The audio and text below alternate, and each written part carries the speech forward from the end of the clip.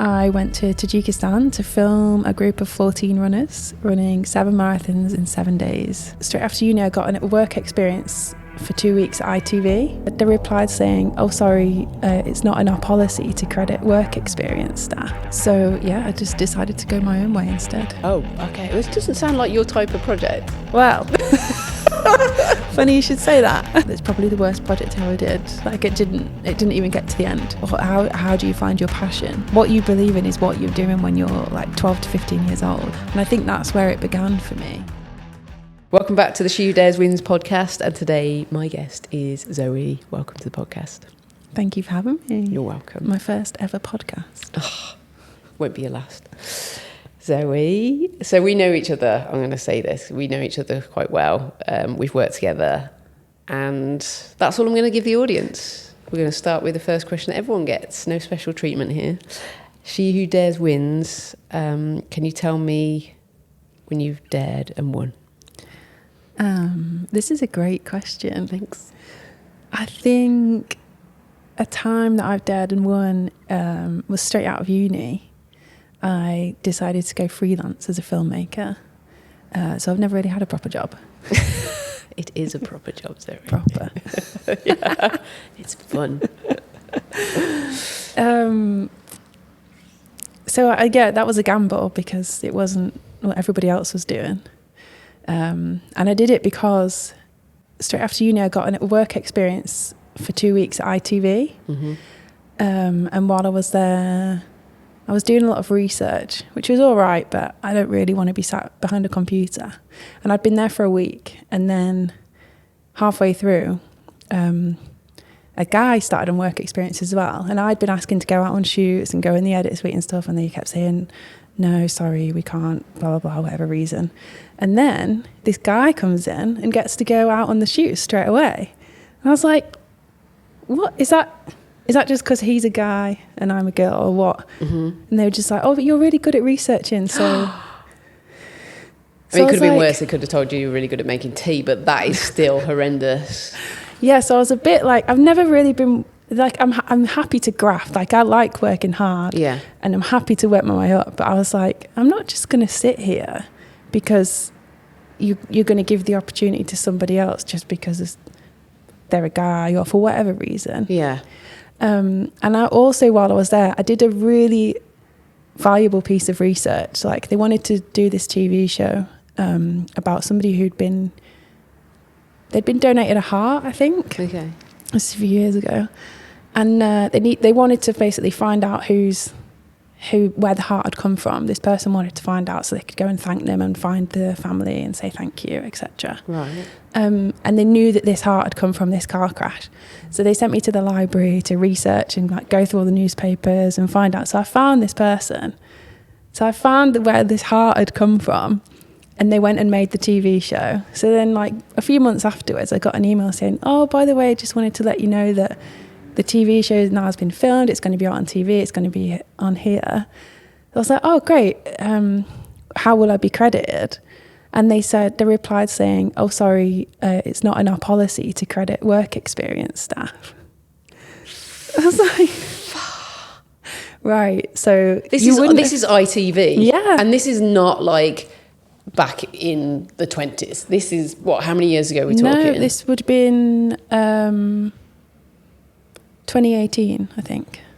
2017, 2018. This is madness. So, and it was the fact they said it's not in our policy. So it's not in your policy. And it's a choice. Oh, okay, I like it. Yeah. You just decided. Yeah, I know as anybody else could have done that research either, but I'd gone and done it, and you made that TV show because I'd found that piece of research, but yet didn't credit me for it. So I was just like, this. Sorry. Yeah, you can totally swear. You can totally swear. I was just not down for, I don't know, that bureaucracy, is that the right word? Yeah. Like just having to prove yourself, or it's not even that. It's just, if I do something, I want to feel like, I want credit for it. But how bad is that? Like your first, I wonder how many other women have experienced this. like your first experience in mainstream media out of university, how like demoralizing to just be like, oh shit, like I've done a 3-year, 4-year degree, I'm going to work for one of the big guns, and this is what happens. Did you actually like challenge them when the guy went out, or were you just like, you know, when he started doing stuff and you were like, why am I still in the office? Did you challenge them over that? Or not really. I don't know if I necessarily saw it like that at the time. Right. Or, I don't know. Also, when you're on a work experience, you feel like such a small fish in a big pond, don't you? You don't have the confidence at that age to be like, excuse me. But you saw it. There was no, that's what happened. Yeah. So you were like, and it was like, it was exciting. Like when I was like, oh my God, I'm going to do this 2 weeks work experience at ITV. That's so cool. Yeah. But after that, I was like, no, I'm not going back in. I'm done. Fuck them. And that, I feel like that it felt so old fashioned. And I thought, I don't want to work in a place like that or in an industry like that. Yeah. So I just decided to go my own way instead. Which is, it's all about She Dares Wins. Like, that is so brave and daring, because technically, I guess, you wouldn't see yourself as having industry experience. And like some people would be like, oh, I need years under my belt before I go freelance. That seems like the natural. So what was your mindset? Were you just literally like, I am not going into that beast, I'm going to do it on my own? Yeah, I think so. I was really put off by that experience, and I kind of like, I didn't want to engage with it after that. But I still really liked that kind of media and film. And I'd always done a lot of photography. I'd done photography before uni. Right. And my course was really good at setting you up for kind of doing real projects for real people in the real world. Right. So alongside my degree, I'd been doing projects for people, for charities. And then it just kind of gradually snowballed. And I didn't really have a plan. I'm not a massive forward planner. Right. But I just thought, well, this is kind of working. I'll just roll with that for a bit, see where it goes, see what happens. And then here we are, almost 10 years later. I know. Yeah. Oh, so good. That's such a good story, though, to kind of make people realise that you don't necessarily have to be at a certain point in your career before you can take the jump. Like, you can do it from the start if you just think, you know, this is what I want to do and the passion's there. Yeah, because a lot of people message me all the time and they're like, oh, I really want to go freelance. I want to leave my agency. And I think I've obviously not experienced it, but seeing people do it, taking the leap from a full-time job to freelance looks insane and scary, because you're leaving the salary and you've got more to lose, I guess, whereas I had nothing to lose. So it's like, let's just try it, see what happens. I think you're right. I can massively relate to that. So when I went into construction, I started off as freelance. So I didn't know the salary, stable stuff. I didn't have any of that. And I have the same thing when people come to me for advice. I'm like, I just do it. But you're right. When you build up a career inside a company, it's almost harder to make the jump than it is if you've got nothing to start from something. So. But I guess maybe it's just part of that courage as well. Yeah. You know, I don't know, maybe if you or I were to do it now and we had worked in a proper job. Yeah. Who knows what one of those is. maybe we would just be like, oh, we're just going to do it. Yeah. We'll never know. That's true. That would be a good test. Yeah. To make that jump. So 10 years. What I love about you and your filmmaking is that you do like passion projects, things that, you know, it's quite, I guess, easy when you have a business to go for projects that just pay.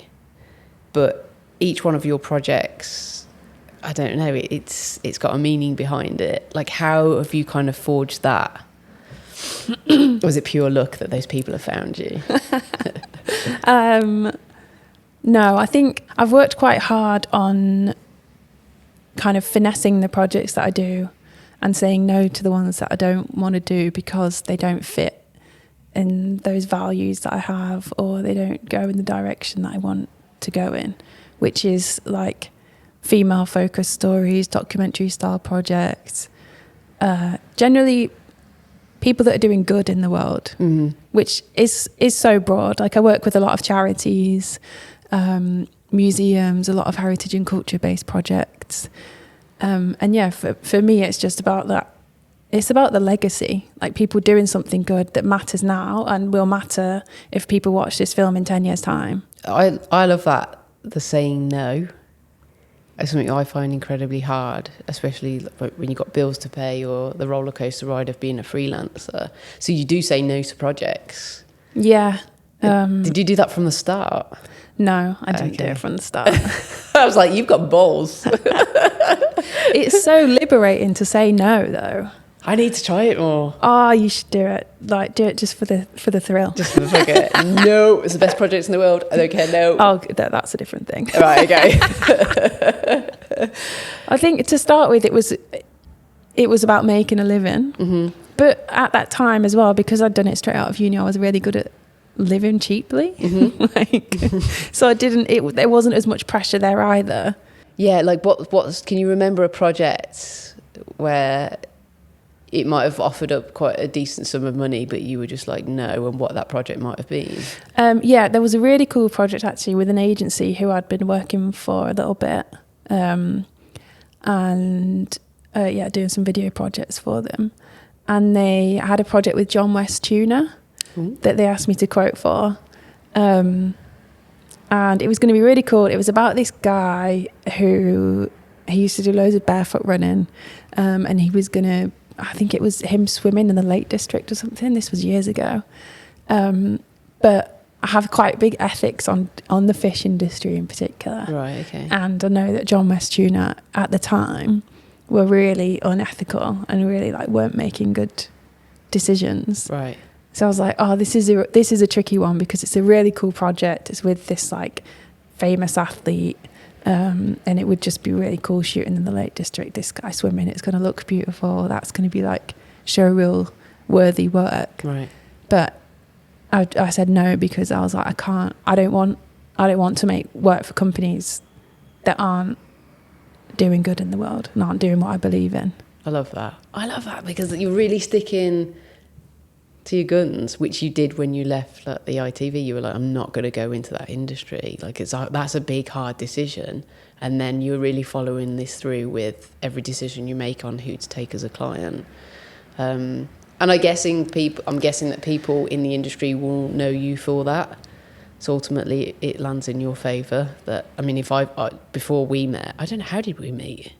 Oh, Duke, right, Duke, yeah. So I had an office next to Zoe in Duke Studios in Leeds.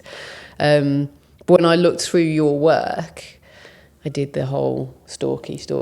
It was very evident of all the cool projects that you'd done. Yeah, there was no kind of 1 month doing a project based on, I don't know, I'm thinking here, I'm making up, I should use actual reference to your work. Come on, Michelle, you can do this. I know, a really cool project. And then there wasn't thrown in this random work for another company that had nothing to do with the same ethos that you run by. So that is cool. Yeah, and I think previously there was maybe more of that other work, like the bread and butter type work that went on in the background. Right. But still not, I still wouldn't do stuff that didn't align with my values. Yeah. Even if it was, I don't know, some kind of boring work. As long as it's nice people. Yeah. I'm going to have a nice day. I'm happy to hang out with nice people. Yeah. Even if it's kind of not as, even if it's a project that's not got as much legacy. Yeah. But it's just. It's the people that do it for you. Yeah. Yeah. Nice people and get paid. Yeah, well, that's the best projects, right? And it's interesting because when you're making films, the films kind of are, even though you're doing them from a business purpose, they are a bit of your legacy, aren't they? Because so many eyes are on them and they're what you're going to effectively leave. How much outside of doing work for clients do you have for other passion projects, and are you still able to do those films, or do you very rarely get to do your own passion stuff? Yeah, no, I think this is something that I've kind of made a conscious effort on to focus on this year. Is I think throughout the year I kind of take on little projects for people for free here and there, whereas actually it takes up a lot of energy more than anything else. It takes my energy. Mm-hmm. And if I kind of said no to more of that stuff, I would be able to pursue my own passion projects. So I think I'm going to try and do less stuff for free. Not that I did loads of stuff for free, but yeah, I find it's the little stuff that builds up. So I want to kind of allow myself that time to work on passion projects more. Yeah. I think I do work on maybe like 1 or 2 a year. Yeah. I try to. I think that's one thing that people won't realise when it comes to filming is it's not just a job where you turn up with a camera and film. It does creatively drain you, like any form of content making. If so, I find more when it's not your project, because you've really got to be thinking, what do they want? How can I be? Do you know what I mean? Like, I think when it's a creative, it's a lot easier when it's your idea to actually put things into fruition. So do you get burnout? I'm quite good at managing my time generally. But I think I have... When did I feel like I was burnt out? I think towards the end of last year, after I filmed the run in Tajikistan, right. I was like... It was just kind of back to back. It was a really busy time before that and after it and up to Christmas. And it was a bit like, wow, okay, this is too much. Yeah, too much. Need to either get some support or dial it back or like figure out a way so that this doesn't happen again as well. The learning from experiences. Yeah, definitely. So that was a big project. Yeah, explain to us about that film project. It was really cool. So in August, I went to Tajikistan to film a group of 14 runners running 7 marathons in 7 days. So they ran through Tajikistan from the border of Afghanistan all the way through Tajikistan, 293 kilometers, I think it was, pretty much to China. When that project came over, we first like, where's that place? And then secondly, do I want to go to that place? Yeah, like I hadn't heard of it until I'd seen a film about some other runners who'd been there. That was the first time I'd heard of it. And whenever you mention it to people, they say, where is that? Mm-hmm. Is it safe? Mm-hmm. Is it even a real place? Mm-hmm. Like, why do you want to go there? Like, there is so it has a lot of negative connotations, mostly because I think people don't know anything about it. And it ends with a stan. That's what I said. I was like, anywhere with a stan. Yeah, Scott. And when you know that when you find out it borders Afghanistan, like Afghanistan sounds scary. Yeah. Like, we know that bad things go on there. Yeah. But your experience was amazing. Yeah, it was incredible. Like, all those worries kind of, were nothing to worry about. Obviously, it's good to be aware of them and have those thoughts. But when we got there, the most welcoming people in the world, absolutely, hands down, would give you anything. And it's just a really, really beautiful country and a beautiful culture. And you are single-handedly a filmmaker. Like, you don't, often go on a shoot with a team. It's normally just you right the way through to the edit. Yeah. Is that something you've always wanted to keep? Like, you're quite happy to keep small? Does that make you feel comfortable that it's just you? Or at times have you thought, I need a team? I do generally like to be quite minimal. Mm-hmm. And I think that suits my style as well. Like, I don't want to come in with loads of kit and loads of people and make it all about me. I want whoever I'm filming to feel comfortable, right, and that scenario to be as natural as possible. Yeah.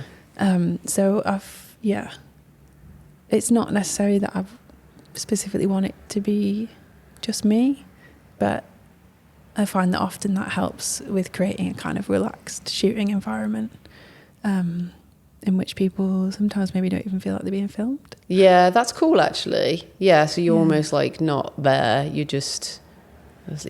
hiding it's in the just shadows. Like as normal to that person's usual experience as it can be. Yeah, I think you find that, don't you? I know photographers say that the more cameras and lights, then people kind of close up a little bit and you don't get the natural. It is quite overwhelming, and it's so unnatural because people are never usually in a scenario where they've got one or multiple cameras in front of them. Yeah. I mean, we were just filming this morning. We haven't filmed for ages, and filming me, and I was just, I should be used to this, but I was like, oh, this is so awkward. And yet someone who's never had a camera in front of them, it's like tenfold that feeling. Yeah, for sure. Yeah. No, I think that's cool. So I do ask guests about kind of like biggest failures or biggest lessons that they've learned.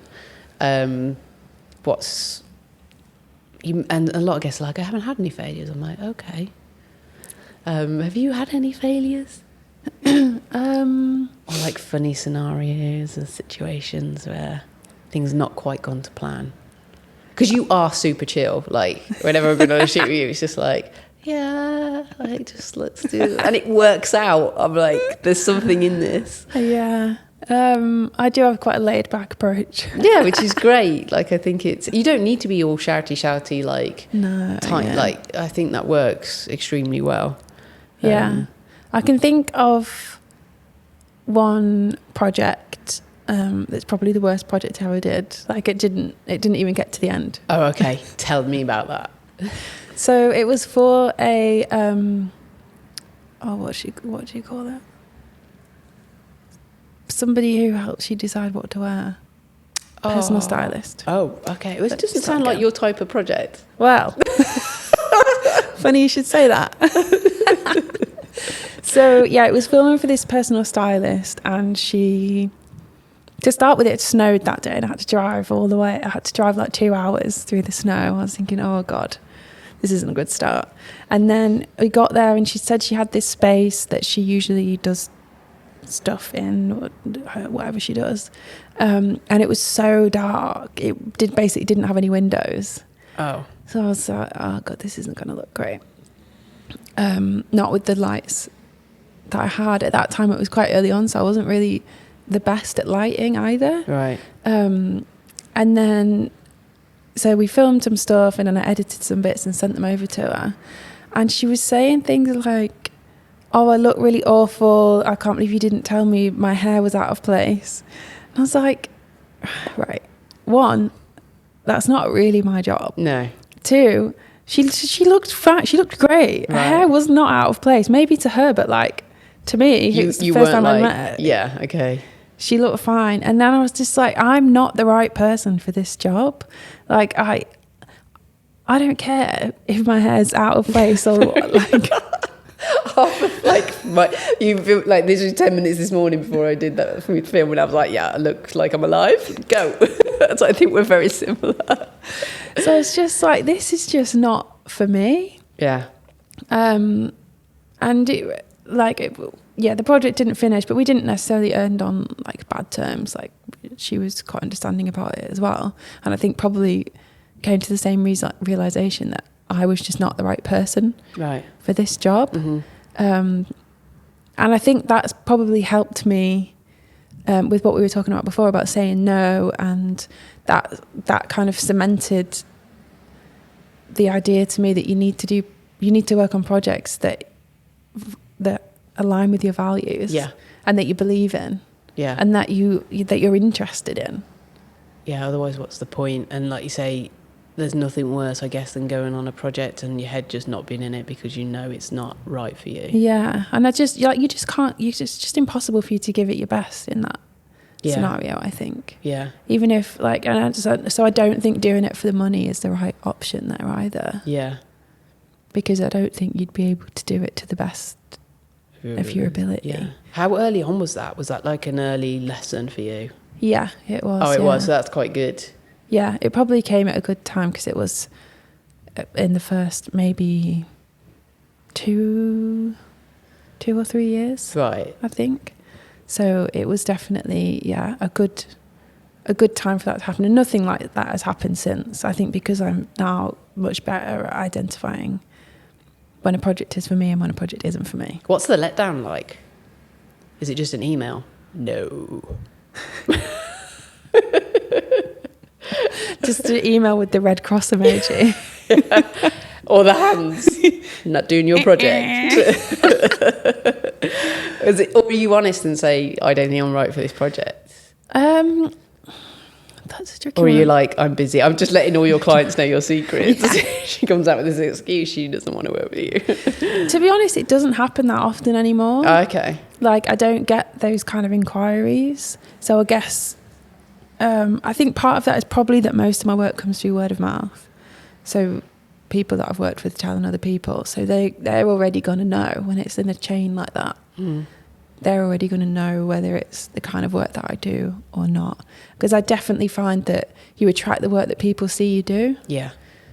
So, yeah, people are coming to me based off things they've seen me make, so they know what they can get, really. Yeah. Like a lot of people say, oh, I see you do lots of like outdoor type work, which I do, and that's great. That is like a massive tick in the box for me if filming involves being outside. And the fear of being a freelancer, I mean, my fear has been over the years of that, like, when's that next project coming? Like, is it coming? When is it going to come?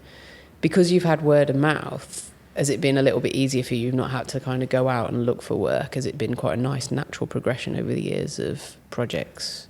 I know we talk about the ebbs and flow of being a freelancer and how up and down it's been, but how have you found it? There are definitely ebbs and flows, and every time, which one's the down? The ebb? The dip? I don't know. I've just always used that term, flow. But never know. Yeah, which one is it?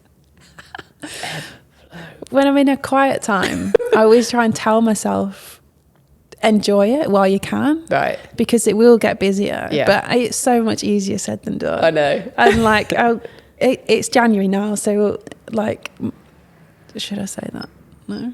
Well, it's January. Yeah, that's fine. Yeah. We're pre-recorded. It's January now. We've all got January blues. Yeah.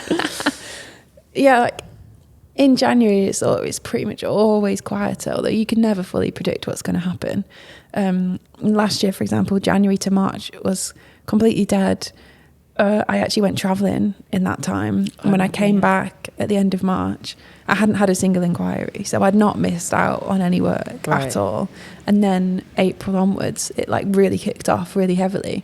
So it was the perfect time to go away. Yeah. And now, this January, again, really quiet, but I'm still here. So it's not... But you're going away. You have a big project coming up. You've got another run film in Patagonia, which is going to be incredible for you to be out there filming that. Yeah. Are there any passion projects? I know we talked about taking time out to do your own creative stuff. Is there anything that's still in the works for the future that you've kind of got on the back burner that you want to be doing? Recently, randomly met Ruth. I did. She's a guest on the podcast. Has also been on your podcast.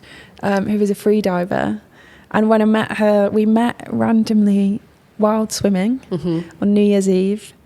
And she's just such an incredible character, and her story is incredible. The fact that she became a competitive free dive athlete in her 40s and is already like world class and is aiming to be the world's deepest woman ever.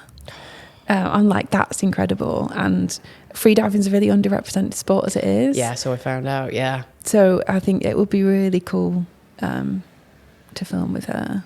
That's cool. So that's something I'd like to pursue. And do you fancy having a go at freediving? I'd give it a go. Oh, you would? I thought you said earlier that it was like scary. I mean, I'd give it a go, but yeah, it'd be scary because I'm not the best in the ocean or underwater. I'm terrible. I can't swim, so yeah. No. Maybe we'll learn together. Yeah, well, let's do that. Let's go out and see Ruth. Yeah, here we go. Ruth has said we can go out, and she's going to teach me to swim as part of a She Dares Which challenge. Obviously, I'll be taking you as a filmmaker to document that. So yeah, amazing. I think we can do all those together. Yeah, it sounds like that's like a mini project. Yeah, I love that. Advice for, I think there's going to be a lot of women on here, possibly guys too. We're non-exclusive. Who want to get into filmmaking? What advice would you have them other than tell them to screw the ITV business BBC route? Don't do work experience at ITV. Yeah, do. Yeah. Number one. Yeah, suckers. Whether they've got a degree or not, what advice would you have for them? Oh, that's a good question. Other than, I think you've already given some great advice, like say no to projects that don't align with what your values are, and do stuff that you're passionate about. Yeah, I think make some stuff. Just start by making stuff, making videos, and make videos about things that interest you. Like that's a really good opportunity to do that, because as you progress and the busier you get, you're probably going to have less opportunity to pursue those passion projects. Maybe start with something like that. And even if it's your first film and it's crap, it doesn't matter. You can go back to it in 5 years' time and redo it. Yeah, good point. Do something that you do, make films about stuff that you care about, and then put them out to show them to people. Tell anyone and everybody that you meet about what you do. Yeah. And work will come from the most unlikely of places. I think you just have to believe in it and do it and start doing it. I think that's probably quite important right now with content creation. Like, the one thing that I learned by making YouTube videos in construction is that I probably wasn't that passionate about some of the stuff that I was doing, and then the burnout does come because it's not fun. Yeah, and you do it, and I think there's a lot of people out there now, especially because of social media, that are just creating content like to trick the algorithm, or because that's on trend and because this is on trend, whereas actually just create something that you love. And if no one loves it, so what? Like, you've like satisfied something instead of creating something that other people want, and you've satisfied them, and it gives nothing back. And that sounds what you've done in your career is you've just satisfied you but made it a business and made it work, which seems like a great blueprint for anyone. Follow Zoe's journey. I love that. And I saw something recently that somebody shared on LinkedIn, and it was about following your passions from when you're younger. Yes. So when you're in fact, I think it was a similar question. It was like, how would you get started in how do you find your passion? And it was about doing, like, what you believe in is what you're doing when you're like 12 to 15 years old. Go and find that and pursue it and carry it on. So that's kind of, I think that's a really key point in life, isn't it? When you're kind of like old enough to actually be interested in something and get going with it. And I think that's how it was for me at that time. I was dragging my friends into all kinds of weird and wonderful photo shoots all the time. Loads of like Tim Walker inspired fairy tales type stuff. Oh, cool. And they loved it. It was loads of fun for them. And I loved it, creating the imagery and being creative like that. And I think that's where it began for me. And then from there, it was just, did loads of kind of photo shoots for people and started. That essentially was probably the start of my freelance career, even though I wasn't really doing it for money at that point. Just somebody wanted some photos taken, so I was doing it for musicians or whatever, and it kind of rolled on from there, from that passion as a teenager.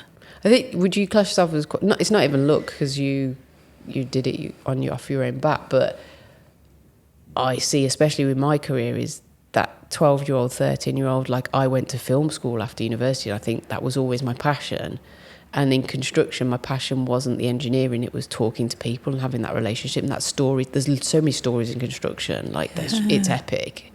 And I feel like I lost my way a little bit by being stuck in a career, whereas yours has been quite a nice, you've kept that from the age of 12. And it's quite important to say to people, I think, if you've got kids that are of that age, those passions, it's so easy as a mom to say, oh, okay, yeah, you want to be like #1 karate champion, but what about maths? And actually, no, like, screw that. Like, take that passion right the way through, because take it seriously. Don't lose those years, because ultimately you'll get to your 30s and 40s and think, fuck, when I was little, I mean, most kids want to be an astronaut or whatever, but I remember I wrote on a sheet that I wanted to do photography and film, and then that was all kind of forgotten for a long period of time, and ultimately now I'm coming back to it. Why weren't you around, Zoe, when I was younger to say, stick with your passion, Michelle?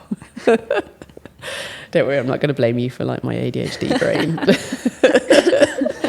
So your word of advice then for anyone younger would be, stick with your passion. Yeah, definitely. Stick with your passion. I think don't let life get in the way. Yeah, don't let life get in the way. Don't let anybody tell you that you need to do anything different. I think I was really lucky that my parents were both very much like so supportive. It was always okay, you want to do that, how can you go and do it? It wasn't, oh, you want to do that, but what about something that pays more? What about something that's more academic? Yeah. It was like, okay, you want to do that, go and do it, kind of thing, which I think was really, I don't think I saw it like that at the time, but I think that's really inspiring and really empowering. Yeah, very much so. And I come from the middle of nowhere, in the middle of Lincolnshire, and my dad had his own business, and lots of people around there are self-employed. So I think just being raised in that kind of environment and seeing people who work for themselves and knowing that that's, it's okay and you can do it. Yeah, and it's quite normal around there. Yeah. Like, it's more normal to work for yourself than to work for somebody else. Ah, interesting. So I think that was a big, I guess, kind of a subconscious bit of inspiration there as well. And then I think later on in life, I think I've looked back on that, like, growing up around my dad having his own business and seeing that. I think, it was really inspiring. Was your dad's business in creative industry or? He painted cars. So I'd say that's cool. Is it? Painting? Yeah. Well, like spray painting, like re-spraying. Yeah. Oh, okay. Yeah. I'd class that as artisty. Yeah. So I always got to play with his all his paints. Just like, if I wanted to go and paint anything, just go and steal some of his paints. Okay, so that's where it kind of started. Yeah. And when was the first time you picked up a camera? Can you remember? I think it must have been when I was in secondary school. In fact, I got a little silver camera for Christmas one year. Yeah, it was probably around like 12 or 13, you know. It's probably that sweet spot. Yeah.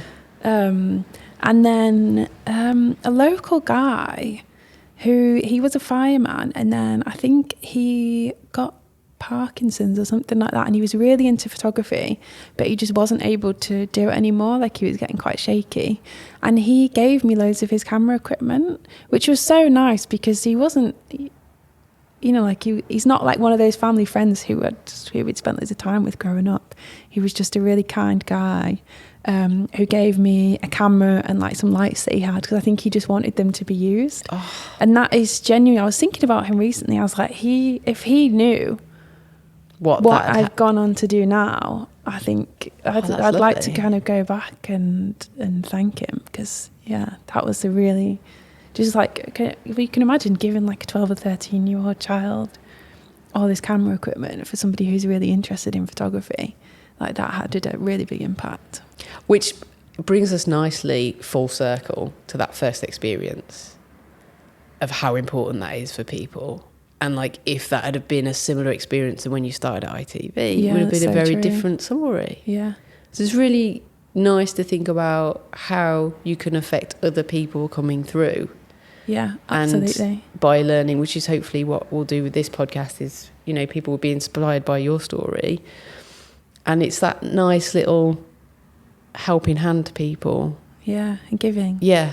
And I guess that's like come through in a few different things we've talked about, because it's got like the people I experienced in Tajikistan. Yeah.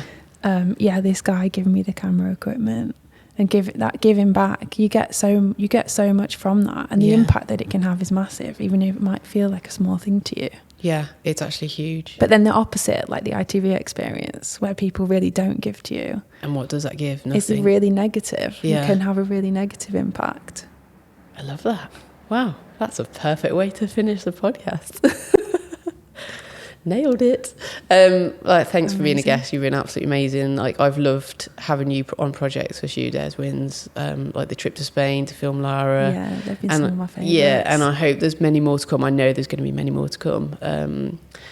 So yeah, thank you for that, and thanks for being you. Thanks for sharing your story today. I've got you present. I know you already rep Shoe Dares Wins, but I found in the archive, there you go, the one left of the original adventure tee that you rocked. Way. And I'm also going to take a prop, because I was trying to find a medium hoodie at home, and I was like, oh my god, I sold out of medium hoodies.